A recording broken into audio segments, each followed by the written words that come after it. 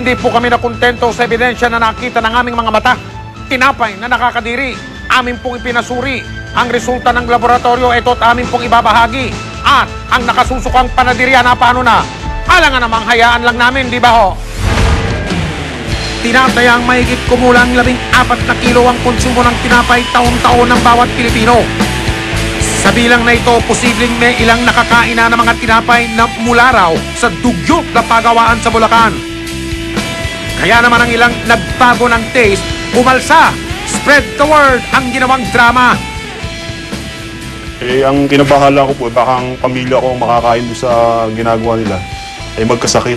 Saka yung anak ko, makabili sa kanila, yung pala ganun karumi ang kanilang pagkain.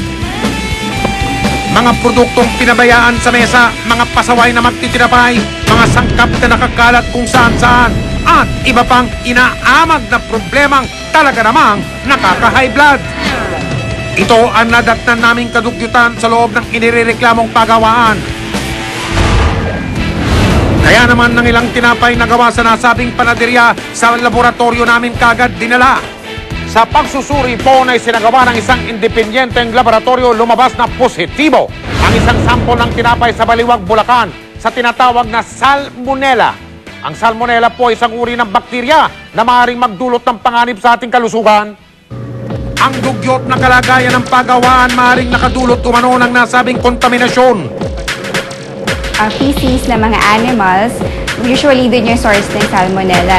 And then it's also pathogenic. So, nakukuha sila kapag nakakain nga. And then, yung mga disease sa stomach aches. And then, mako-contribute din siya in blood. Ang pangamba ng ilang residente ng Baliwag, Bulacan, kagad naming ipinagbigay alam sa mga kinaukulan. Maya-maya pa, sinimulan na nilang lutuin ang agarang aksyon ng kanilang specialty. Saka importante, makausap yung may-ari. Pagka talagang hindi sila nag-comply, pwede ipasara agad. Ito ang gabing magwawakas sa isang sorpresang inspeksyon.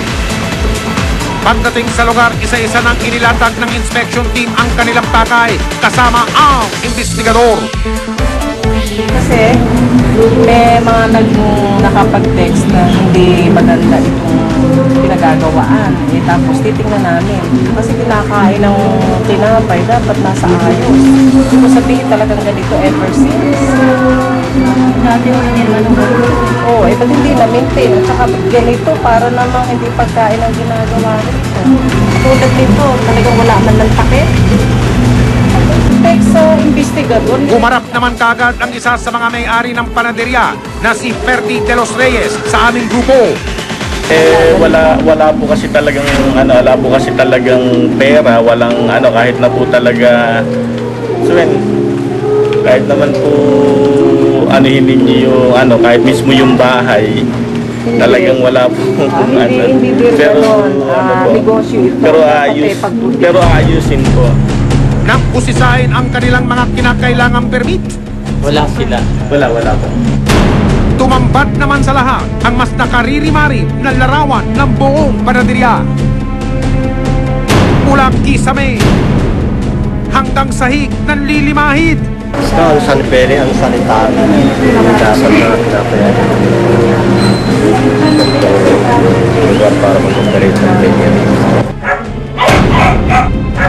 Nagkalat kung saan-saan ang mga sangkap sa paggawa ng mga tinapay. Ang mga kagamitan naman, luma at nangangalawang. Hindi ka ba nag-aalala sa mga bibili mo sa kanin? Meron din. Ha? Nag-aaral din. Halos sumayad na rin sa lupa ang mga tinapay sa marurupok na bread trays na ito. Oh no, oh no! Parang namamasyal naman itong barkadahan ni Pantay. Ang iba nilang kasamahan nagre-relax sa mga bread pan. At parang may aso ring sa harina na inabutan. Anak ng monay naman. Ang mga ipis humabol din sa listahan. Pero ang mga daga sa panaderya hindi rin daw magpapaiwan. Wow! Dito papasa kahit anong din. Opo. No, kahit kami naman po. Una, kukuha tayo ng permit. Opo. No, mayor's permit, sanitary permit. I-comply natin yung requirements. Bali, magsasara na po muna kami. Sige. Ayusin muna natin. Starting tomorrow po ay magsasara na po kami. Sige, ayusin muna natin. At ayusin po muna Sige, namin. please. Bago nagtapos ang gabi, nangako ang may-ari na isasaayos niya ang kalagayan ng kanilang hanap buhay. Ilang pamantayan daw ng lokal na pamahalaan ng Baliwag ang nilabag na mga may-ari ng panaderya. Nag-operate sila. Unang-una, walang mayor's permit.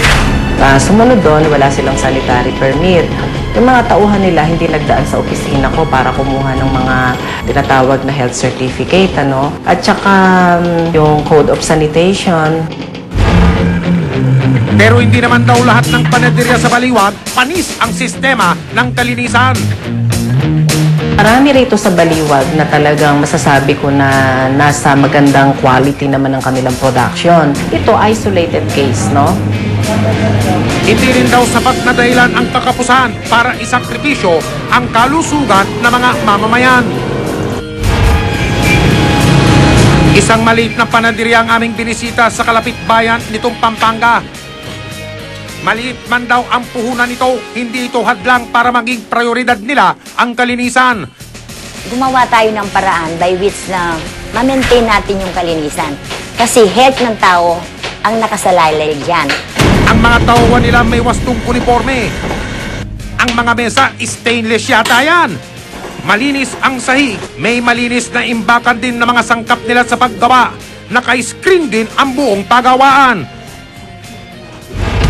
Pangsamantala munang huminto sa operasyon ang panaderya ni Perdi at Cora. Kanila raw munang isasaayos ang kalagayan ng kanilang pagawaan. Inibigyan namin sila ng takdang panahon. 30 to 45 days siguro maiaayos nila. Pero during that process, hindi sila magtitinda at hindi sila gagawa. Isasabay na rin namin yung mga tauhan nang sa ganon, malaman natin at the end of the day na talagang nag-comply sila. Hindi lang sa tinapay nabubuhay ang mga tao. Ayon nga sa isang kasabihan, pero ang maruming tinapay, walang lugar sa ating tiyan.